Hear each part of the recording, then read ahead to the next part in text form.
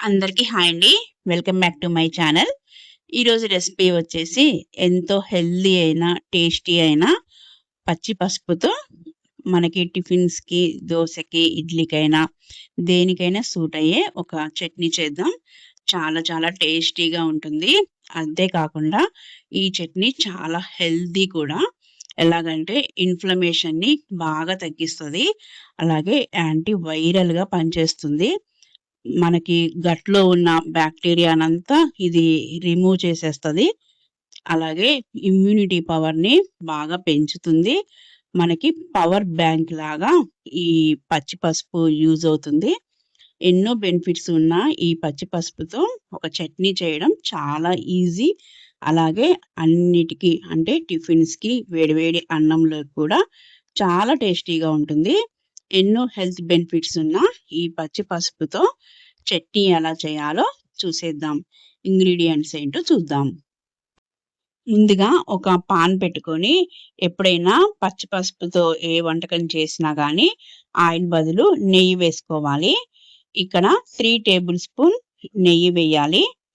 ఈ నెయ్యి వేడెక్కాక 1 టీ స్పూన్ ఆవాలు, కాస్త కరివేపాకు. ఇవి 2 వేగాక 2 పెద్ద ఆనియన్స్ చాలా సన్నగా చాప్ చేసి వేయాలి. ఇవి 1 మినిట్ అలా కలిపాక ఇందులోకి 4 ఎండుమిర్చి వేసుకోవాలి. ఇంకా స్పైసీ కోసం మనం మిరియాలు వేస్తాము ముందు.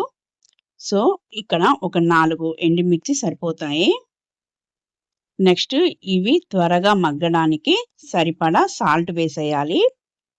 ఇవన్నీ ఒక నిమిషం పాటు కలిపితే చాలు. నెక్స్ట్ 4, 5 టమాటాలు చాలా సన్నగా చాప్ చేసి వేసేయాలి. ఇందులో ఆల్రెడీ మనం సాల్ట్ వేసాము కనుక ఇవి వెంటనే మగ్గిపోతాయి 5-6 మినిట్స్‌లో. సో, వీటిని ఒకసారి కలిపేసి లిడ్ పెట్టేయాలి. ఆ స్టీమ్‌తో ఈ టమాటాలు చాలా త్వరగా కుక్ అయిపోతాయి. 5-6 మినిట్స్ ఇవి కుక్ అయిన తర్వాత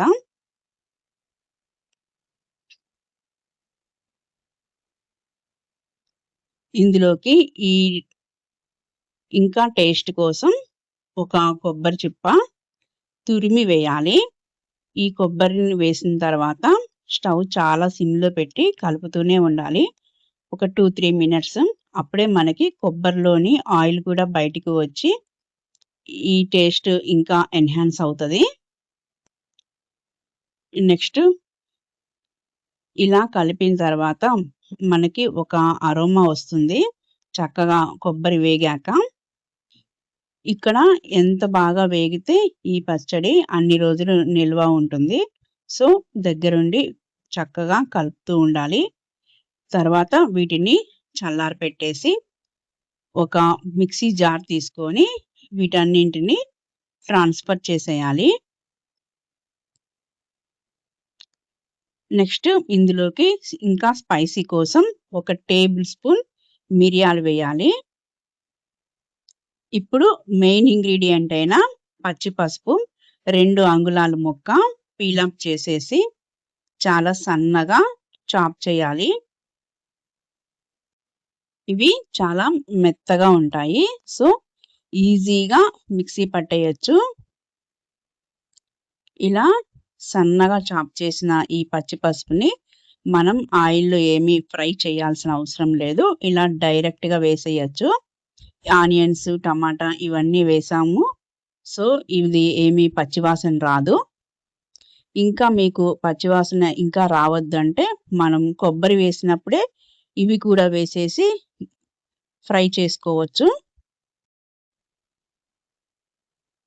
నెక్స్ట్ ఈ చట్నీని చాలా కోర్స్‌గా గ్రైండ్ చేసుకోవాలి. ఇలా మిక్సీ పట్టుకున్న చట్నీ డిష్ ఔట్ చేసుకోవడమే. చూసారు కదా! పచ్చి పసుపుతో చట్నీ చేసుకోవడం ఎంత ఈజీనో. మనం ఆల్రెడీ పచ్చి పసుపు ఫ్రై చేయకుండా వేసాము. సో, హెల్త్ బెనిఫిట్స్ ఇంకా డబల్ అవుతాయి. నా వీడియో మీకు నచ్చినట్లయితే please like, share and subscribe my channel.